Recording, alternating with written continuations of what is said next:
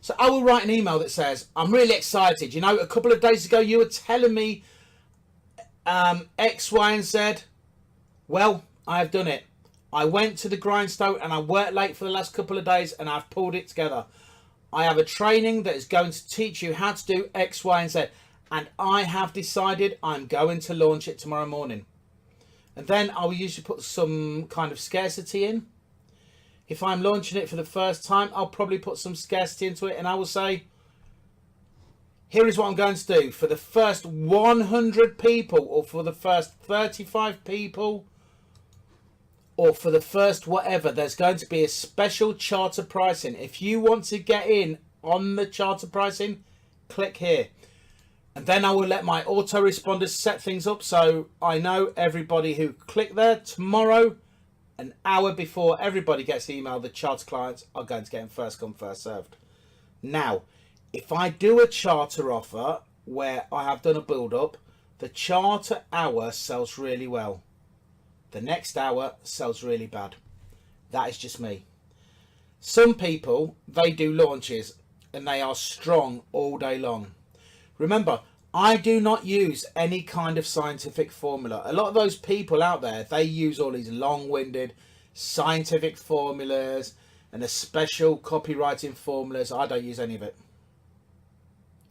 I just use pure emotion, just like I have just shared with you. That is all it is. It's just emotion meeting you wherever you are. That's it.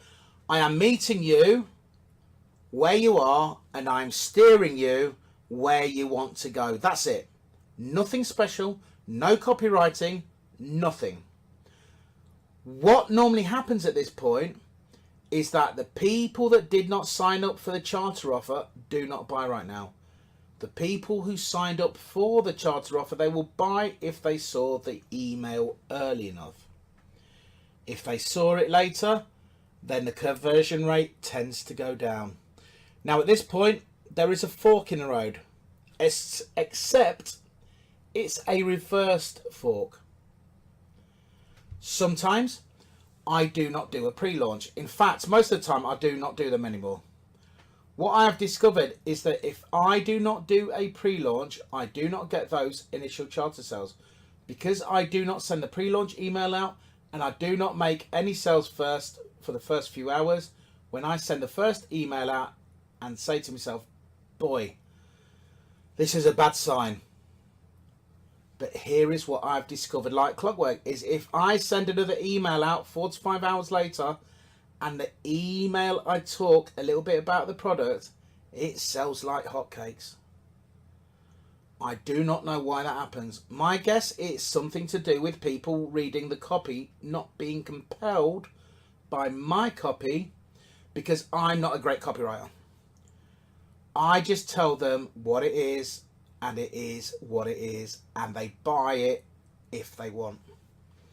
Then when I send out this, when I send the second one out, and they are exposed to it again, and in the email I had some of the bullet points. They read the bullet points and they go, you know, maybe I do want this, and they buy. Some of you might say, well, why not just send the question and answers email first instead of the introduction email? Now, I've tested that and it doesn't sell until the second email. That's just me. If you do something different, if there's a top copywriter out there and you hired that, you can do something different, that's fine. I know there are lots of different things available out there in the real world, but the selling that I do, guys, is different because I do not use a lot of the tried and tested sales formulas. I try to work with human emotion and work with what people really want. I try to work with what people really want, so I do not have to do the persuasive, hypey things, because I'm not trying to talk anybody into something that they do not want. In fact, I do not want anybody to buy from me if they do not really want it. So then there's the post-launch. That is critical. Over the course of the next few days, I'm going to continue to expose people to the product until people stop buying it. And every email is going to have a different theme. And I cannot give them to you because I do not have a formula for this. I discover what the themes are going to be based on people's questions. So if I get a question about something, I assume that for some reason, even if it is in my sales letter, for some reason somebody missed it. And if one person missed it, others probably missed it. So I send out an email that explains whatever that is, and I make sales.